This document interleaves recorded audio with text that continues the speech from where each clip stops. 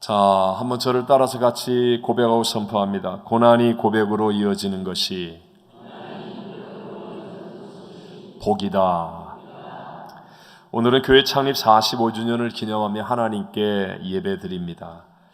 45년 동안 이 교회를 세우셨고 인도하시고 복주신 에베네셀의 하나님께 먼저 감사와 영광을 올려드립니다.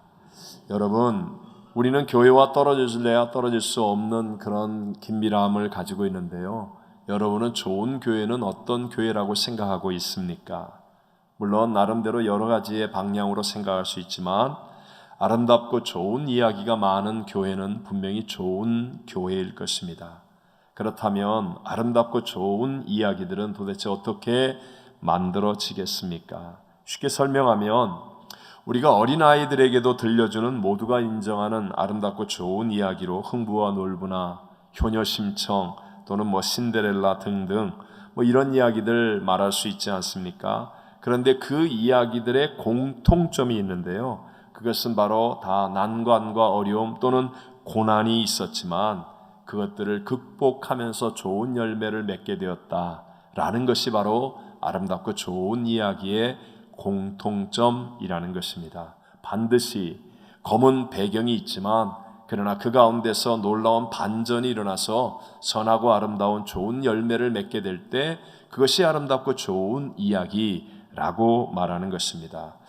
2005년 스탠포드 대학의 졸업식에서 우리가 잘 아는 애플이라고 하는 그 세계 최고의 IT 기업을 이룬 스티브 잡스가 축사를 했던 적이 있습니다. 참 유명한 축사 내용이 되었는데요. 그때 크게 세 파트로 나누어서 아주 유명한 축사를 했었습니다. 먼저 첫 번째 파트에 자기는 미혼모로부터 태어난 사람이었다. 그러면서 버림을 받고 그 다음에 입양되어서 자랐다라고 하는 그런 자신의 고난의 이야기를 첫 부분에 말합니다. 또 자신을 입양한 부모가 너무나 가난해서 그 리드 대학을 입학했는데 6개월을 다니고 등록금을 내지 못해서 중퇴했다는 이야기, 이런 이야기를 검은 배경으로 깔아 놓습니다. 그러면서 정식으로 학교는 못 다녔지만 청강생으로 그 리드 대학이 앞서가고 유명했던 붓글씨 강의를 듣게 되었고 그러면서 맥킨토시 컴퓨터를 설계하게 되었다라고 말하죠. 만약에 그냥 자랑하는 듯이 맥킨토시 컴퓨터를 설계했다고 얘기했다면 이게 사실 배 아픈 이야기가 될 수도 있는데요. 그런데 자기의 그 검은 배경, 아픈 배경을 이야기하고 그 검은 배경을 깔아놓고 이야기하니까 모두가 다 감동을 받게 되었습니다. 두 번째로 20살에 애플을 창업했다가 30살에 자기가 만든 회사에서 쫓겨난 이야기를 합니다. 인생에서 가장 큰 배신감을 느끼면서 그러면서 그 아픔 속에서 자신이 얼마나 컴퓨터를 사랑했는지 그리고 IT 계통의 일들을 사랑하는지 자기가 해야 될 일 사명을 깨닫게 되었다라고 말합니다. 그러면서 그 픽사 또는 토이스토리 이런 것들을 만들어서 자기는 다시 일어나게 되었고 나중에 자기를 쫓아낸 회사가 어려움 가운데 빠졌을 때 자기가 구세주로 그것을 다시 일으켜 세웠다. 만약에 자기를 쫓아낸 사람들이 미워서 자기가 박살냈다고 한다면 그것 또한 좋은 아름다운 이야기가 만들어지지 않았을 것인데 배신의 검은 바탕 속에서 그 아픔의 검은 바탕 속에서도 용서하고 사랑하는 선하고 좋은 이야기를 만들어내니까 그것이 정말 감동을 주는 아름다운 이야기가 되더라는 것입니다. 마지막이 자신의 췌장암 이야기였었습니다. 실제로 췌장암으로 죽음을 앞둔 사람이 그 젊은 학생들을 향해서 여러분들에게 주어진 시간은 제한되어 있습니다. 열심히 살아야 합니다. 라고 말하니까 그러니까 모두가 다 감동을 받게 되더라는 것입니다. 우리 인생도 마찬가지라는 거죠. 아름답고 좋은 인생이 되려면 또 우리 교회도 아름답고 좋은 이야기가 많은 교회가 되려면 배경에 고난과 아픔이 깔려야 한다라는 것입니다. 하나님이 저와 여러분을 한국에서 택하셔서 아니면 다른 곳에 있던 저와 여러분을 택하셔서 이 어려운 미국의 이민자가 되게 하신 것도 지금 내가 열심히 일하는 직장이나 사업에서 배신감을 느끼고 아니면 어려움에 빠져서 내가 절망감과 좌절감을 느끼게 하시는 것도 아니면 건강했던 내 육신이 병이 들고, 아니면 신분 문제, 가정 문제, 심지어는 열심히 하려는 교회 생활에서조차도 여러 가지 오해와 갈등으로 문제 가운데 있게 하신 그것도 바로 저와 여러분의 인생을 아름답고 좋은 인생이 되게 하려고 검은 배경을 깔아놓고 계신 것임을 믿으시기 바랍니다. 왜냐하면 저와 여러분이 믿는 하나님은요, 전지전능하신 하나님이고 어떤 것도 합력하여 선을 이루실 수 있는 분이시기 때문에 그렇습니다. 하나님의 아들, 이 땅에 오신 예수님의 부활도 한 번만 생각해 보십시오. 그 부활이 왜 우리에게 감동을 주는 승리입니까? 물론 죄의 문제를 해결하기 때문이죠. 하지만 십자가의 고난, 십자가의 죽음이라고 하는 검은 배경이 있었지 않습니까? 우리 함께 히브리서 5장 8절과 9절을 읽어봅니다. 그가 아들이시면서도 받으신 고난으로 순종함을 배워서 온전하게 되셨은즉 자기에게 순종하는 모든 자 영원한 구원의 근원이 되시고. 아멘. 예수님 하나님의 아들이십니다. 창조하신 전능자이십니다. 그런데도 이 땅에 오셔서 아름답고 좋은 이야기 승리자가 되기 위해 먼저 고난받으시는 검은 배경이 깔려지지 않습니까? 그 십자가에서 죽으심의 검은 배경, 하지만 사망 권세를 이기고 부활 승리하심으로 하나님의 공의와 사랑을 이루는 가장 위대한 구세주가 되어 주신 것입니다. 오늘 교회 창립 45주년을 기념하며 감사로 예배를 드리게 하신 하나님 앞에서 고난이 고백으로 이어지는 것이 복이다 라는 제목으로 저와 여러분에게 주신 하나님의 두 가지 은혜를 함께 나누고자 합니다. 첫 번째, 고난을 통해 일어나는 하나님의 역사가 있다는 것을 믿어야 합니다. 자, 고난을 통해 일어나는 뭐가 있어요? 하나님의 역사. 하나님의 역사. 함께 우리 본문 가운데 6절과 7절만 읽어봅니다. 그러므로 너희가 이제 여러 가지 시험으로 말미암아 잠깐 근심하게 되지 않을 수 없으나 오히려 크게 기뻐하는 도다. 너희 믿음의 확실함은 불로 연단하여도 없어질 금보다 더 귀하여 예수 그리스도께서 나타나실 때에 칭찬과 영광과 존귀를 얻게 할 것이니라. 아멘. 자, 이 편지를 쓴, 이 말을 하는 베드로 사도는요, 로마 제국의 극심한 박해로 인하여 말할 수 없는 고난 속에 있었던 초대교회 성도들에게 이 말을 하고 있는 거예요. 이 편지를 쓴 거예요. 여러 가지 시험은 시험, 즉 고난은 우리를 근심하게 하지만 그러나 그것은 잠시일 뿐이다. 오히려 우리 주 예수 그리스도의 칭찬과 영광과 존귀를 얻게 하는 것이다. 즉 고난을 통해서 일어나는 하나님의 역사가 있다. 이걸 믿어라 라는 말씀을 전해주고 있는 것입니다. 여러분, 실제로 우리가 베드로 사도의 삶을 잘 알고 있습니다. 근데 이 베드로 사도를 통해서 증거되는 아름다운 이야기, 좋은 이야기, 감동과 은혜의 이야기들은 다 베드로 사도가 실제로 실패했거나 고난을 겪었던 그런 것으로부터 말미암아 나온 것임을 우리가 알 수 있습니다. 예를 들어 베드로전서 2장 24절에 그가 채찍에 맞음으로 너희는 나음을 얻었나니 라는 이 위대한 가르침은요, 베드로의 장모가 열병에 걸려서 온 집안이 고난 가운데 있었을 때에 예수님께서 오셔서 치료해 주신 것을 경험했거든요. 베드로의 장모가 열병 가운데 죽어가는 그 검은 배경이 있었기 때문에 예수님이 치료하는 분이라는 것을 담대하게 증거할 수 있는 거예요. 또 우리 잘 아는 것처럼 베드로는 겟세마네 동산에서 예수님이 땀방울이 변하여 핏방울이 되도록 간절히 기도할 때 기도 안 하고 잤단 말입니다. 그리고 난 다음에 얼마나 큰 낭패와 실패, 고난을 겪게 됩니까? 그리고 나서 베드로 사도는 베드로전서 4장 7절에 이렇게 간절하게 증거합니다. 만물의 마지막이 가까웠으니 그러므로 너희는 정신을 차리고 근신하여 기도하라. 참, 이게 그 겟세마네 동산과 오버랩을 해서 생각하면요, 웃기는 얘기입니다. 지나 잘하지. 예수님이 그렇게 고난받으시며 십자가 앞에 두고 땀방울이나 핏방울이 들어 기도할 때 잤잖아요. 그러고 나서 말고의 귀를 내려치고 여러 가지 실패와 낭패와 고난을 겪고 났잖아요. 그러니까 그 고난 속에서 하나님의 역사하심을 체험하고 난 다음에 정신을 차리고 근신하여 기도하라. 이렇게 얘기할 수 있는 거예요. 또 베드로 사도는 늘 자칭 수제자라고 큰 소리를 치다가 낭패를 참 많이 경험했었습니다. 예수님 세족식 할 때도 어떻게 예수님이 내 발을 씻습니까? 그러니까 예수님이 야, 내가 네 발 안 씻어주면 너하고 나하고 상관이 없다? 그러니까 또 나서가지고 그럼 예수님 내 머리부터 발까지 그냥 아예 샤워를 다 해주십시오. 그러니까 이 멍청한 놈아 발만 씻으면 돼. 요 앞에 말은 제가 한 말이에요. 네. 제자들 앞에 망신을 당하는 거죠. 망신을 당하는 거죠. 또 예수님 대제사장의 뜰에서 고난 당하실 때 3번이나 예수님을 부인하고 저주까지 하고 도망치는 큰 실패, 낭패의 고난을 경험하지 않았습니까? 그러고 나니까 베드로전서 5장 6절에 이렇게 고백합니다. 그러므로 하나님의 능하신 손 아래에서 겸손하라. 때가 되면 너희를 높이시리라. 고난을 겪고 나니까요. 그리고 나서 하나님이 역전승을 주심을 체험하고 나니까 고난 속에서 역사하시는 하나님의 은혜로 말미암아 이렇게 위대하고 아름다운 가르침을 줄 수 있는 사람이 되었다는 것입니다. 제가 이해를 위해서 구약에서 가장 큰 사건 한 가지를 가지고 한 번만 더 설명하겠습니다. 구약성경의 가장 큰 사건은 출애굽의 사건이죠. 이스라엘이 애굽에 들어가서 산 지가 430년이 되었습니다. 몇 년이요?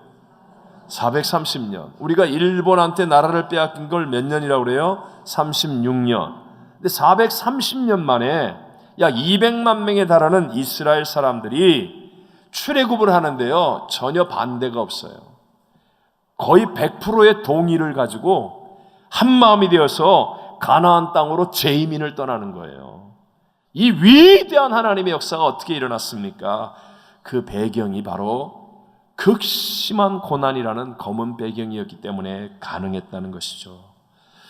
요셉을 알지 못하는 애굽의 바로왕이 일어나고 난 다음부터 이스라엘 사람들에게 말할 수 없이 힘든 고통의 노동을 시키기 시작합니다. 나중에는 막 집도 주지 않고 벽돌을 만들어하고 일당량을 만들어 놓고 막 고통합니다. 뿐만 아니에요. 아들을 낳으면 다 죽이는 거예요. 만약에 지금 예배드리는데 우리 교회 가정 가운데 누가 한두 가정만 아들을 잃어버린 가정이 있다면 우리 모두 침울하고 안타까운 마음으로 어두운 예배를 드릴 거예요. 근데 아니 갓 태어나는 이스라엘의 200만 명이 넘는 그 아이들을 태어나자마자 남자를 다 죽이는 거예요. 막 애국강에 다 버리는 거예요. 그러면 그 엄마들의 울부짖음과 통곡과 그 아픔이 얼마나 크고 가득했겠습니까? 거의 막 미칠 지경일 거예요, 아마. 그런 어둠의 배경, 극심한 고난 가운데 있었기 때문에 하나님께서 모세라고 하는 나이 80이 넘은 할아버지를 보내서 떠나라! 라고 말하니까 다 하나가 되어서 그냥 일사불란하게 하나님의 위대한 새 역사를 만들어가고 바다가 갈라져 길이 되고 광야의 40년의 기적을 만들고 가나안 땅을 향해 가는 재이민의 역사가 이루어지게 된 줄로 믿습니다. 이 말이 뭐예요? 고난이 내가 생각하지 못하는 하나님의 위대한 새 역사를 이루게 한다는 것입니다. 이렇게 여러분 우리의 삶 속에 다가오는 고난들을 통하여 하나님의 역사를 누릴 수 있으려면요, 고난보다 크신 하나님을 믿으셔야 합니다. 하나님이 고난보다 크시다는 것을 믿으시면 아멘 합시다. 만약에 그 고난보다 크신 하나님 믿지 못하면 어떻게 하죠? 내 힘으로 살아야 되잖아요. 내 힘으로는 이 고난을 못 이기니까 고난이 다가오면 당황하는 거예요. 튕겨나가는 거예요. 누가 나한테 싫은 말 한마디만 해도, 아니면 교회 일하다가 조금만 손해를 보거나 아니면 작은 고난만 생겨도 이 고난보다 크신 하나님을 믿는 믿음 안에서 고난 속에 하나님의 일하심을 믿고 수용하는 게 아니라 그냥 막 튕겨나가는 거예요. 조금만 무슨 일만 생기면 내가 말 잘못해서 그래. 왜 나한테 이래? 나한테 이럴 수가 있어. 내가 왜 그런 말을 들어야 돼? 억울해, 불합리해, 불공평해. 이러면서요, 고난을 못 받아들이는 거예요.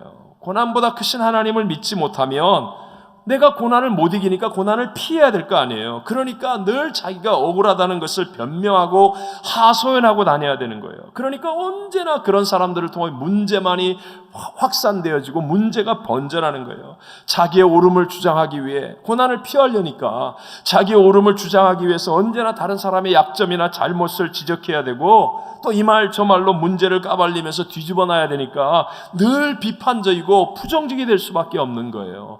교회를 그렇게 오래 다녔는데 고난보다 크신 하나님, 고난 속에서 일하시는 하나님을 모르니까, 그러니까 아직까지도 부정적이고 염려와 근심을 두려워하고 피하려고만 하는 거예요.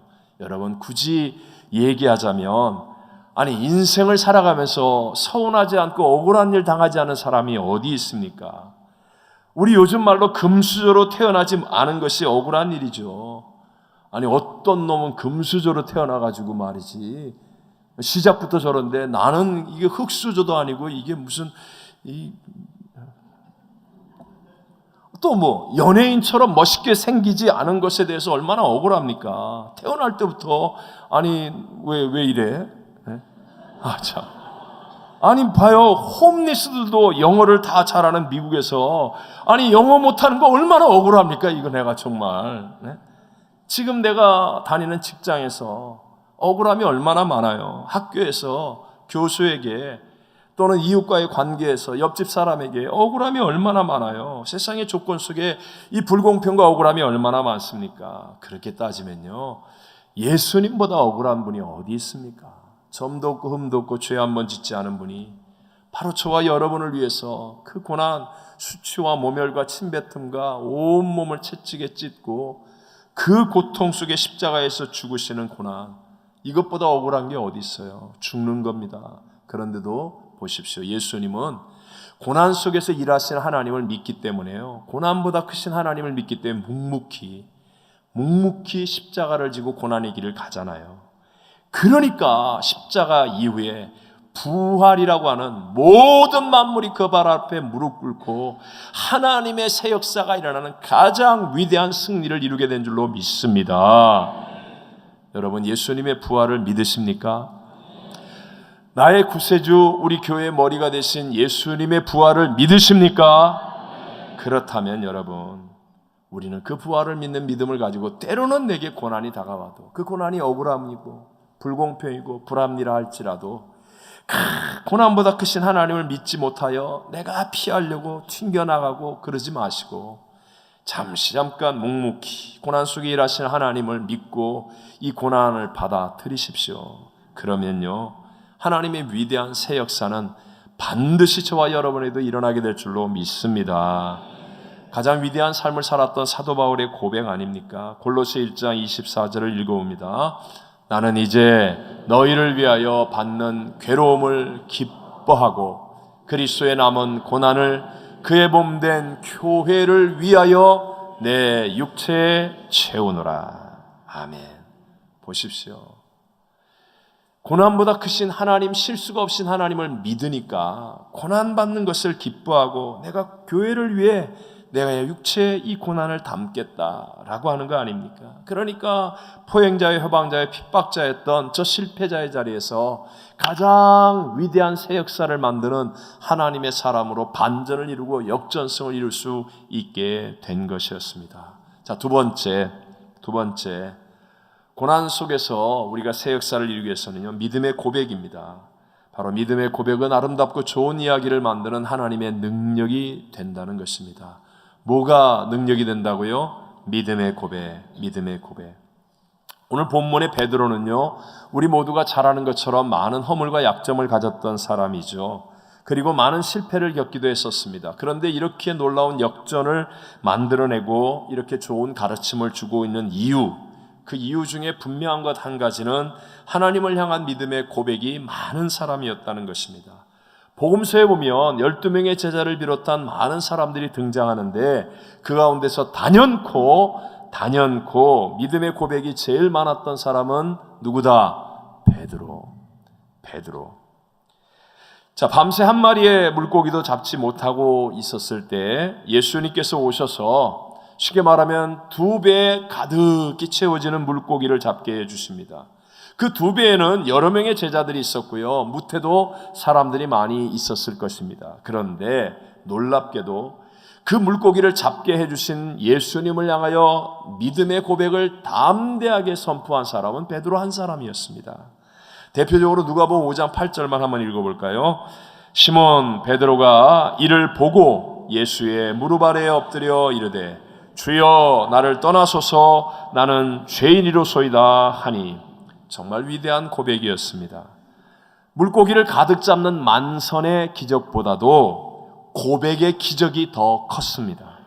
물고기는 잠깐 후에는 다 썩어버리잖아요. 없어지는 거예요. 그렇지만 이 베드로의 고백은 베드로의 운명을 바꾸었습니다. 영원히 남는 아름답고 좋은 이야기가 되어지더라는 것입니다. 여러분, 오늘 이 예배를 드리면서 여러분은 어떤 고백을 하고 있습니까? 교회가 창립 45주년을 기념하여 감사한다고 할 때 여러분은 도대체 어떤 고백을 하나님께 들려드리고 있습니까? 그런가 보다. 오늘 반찬이 좀 좋은가 보다. 기념품은 뭘 줄까? 도대체 어떤 고백을 가지고 여러분은 하나님 앞에 예배 드립니까? 우리가 잘 아는 가이사라 빌립보 지역에 갔을 때 예수님께서 질문하죠. 그때도 위대한 고백을 했던 사람이 베드로였습니다. 마태복음 16장 16절 읽어봅니다. 시몬 베드로가 대답하여 주는 그리스도시요 살아계신 하나님의 아들이시니이다. 아멘. 여러분 보십시오. 베드로의 이 고백 위에 뭐 위에? 고백 위에 주님의 교회가 세워졌습니다. 다시 한번 뭐 위에? 고백 위에. 고백 위에 교회가 세워졌습니다. 예수님이 부활하신 다음에 실패하고 넘어진 베드로를 만나십니다. 그때도 베드로는요 위대한 고백을 3번이나 반복합니다. 요한복음 21장 15절로 17절에 나오는 내용인데요. 주님 그러하나이다. 내가 주님을 사랑하는 줄 주님께서 아시나이다. 이 고백. 이 고백으로 말미암아 베드로의 인생은 역전이 만들어진 거예요. 아름답고 좋은 이야기가 만들어지는 하나님의 능력이 이 고백 때문에 임하게 되었다는 것입니다. 기독교는 고백이 중요합니다.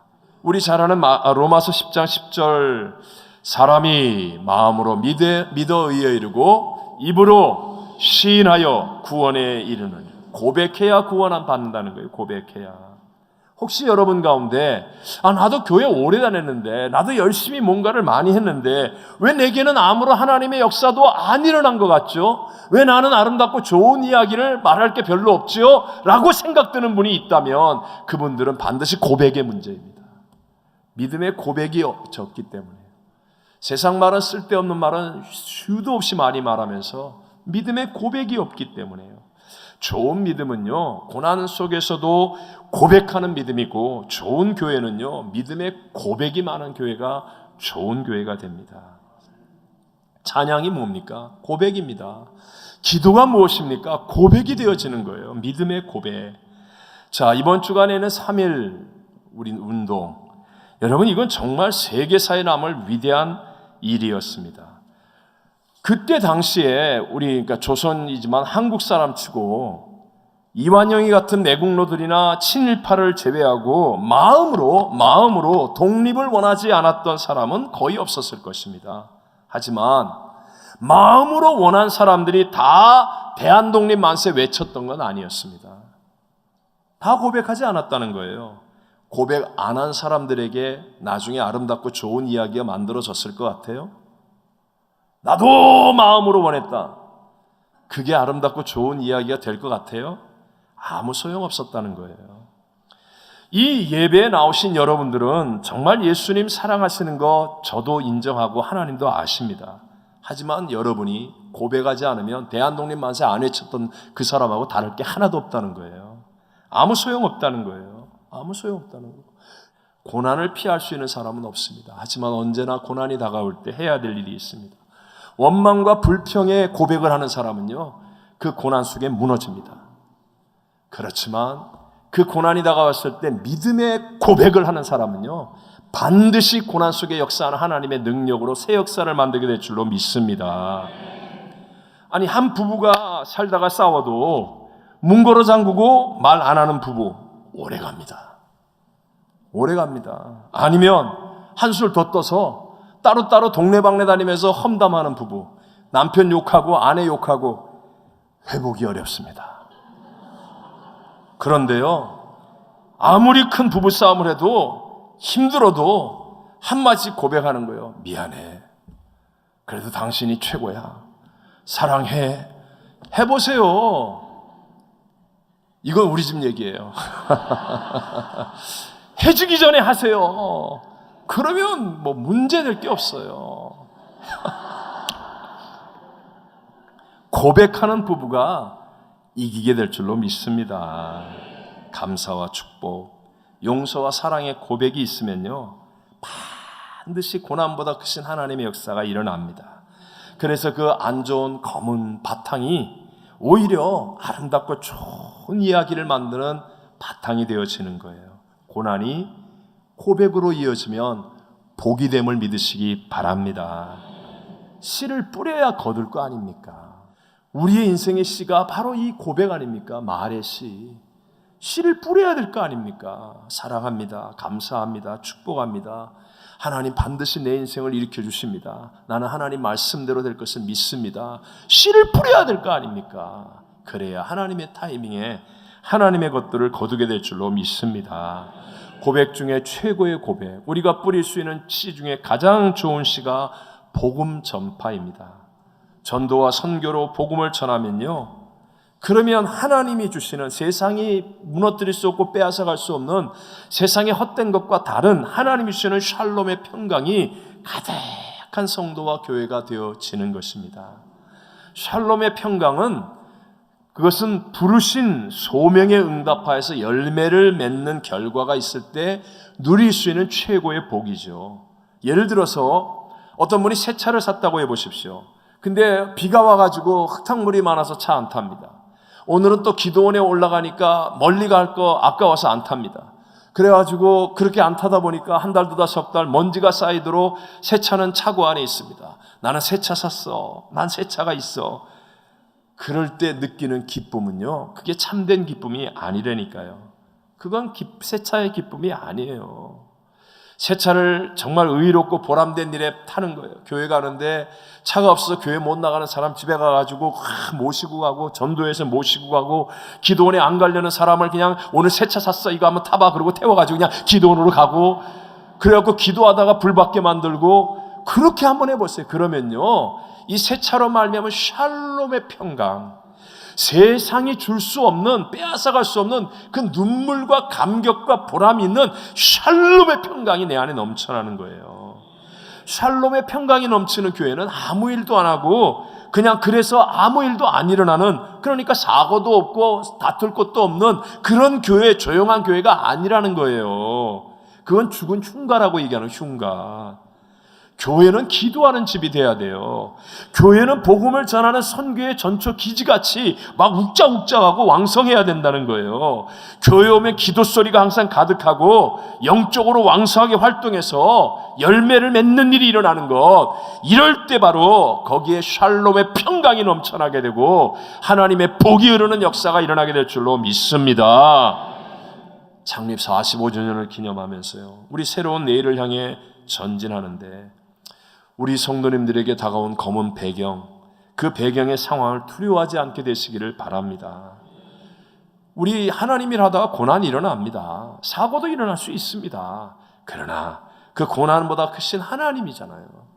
그래서 고난을 통해 하나님의 역사가 일어난다는 것을 믿게 되시기를 바랍니다. 그리고 고난 속에서 믿음의 고백을 만들어내시고, 그래서 아름답고 좋은 이야기가 많이 만들어지는 우리 성도와 교회가 되어주셔서, 그래서 그 안에 하나님의 복이 가득히 흐르게 되시기를 주님 이름으로 축원합니다.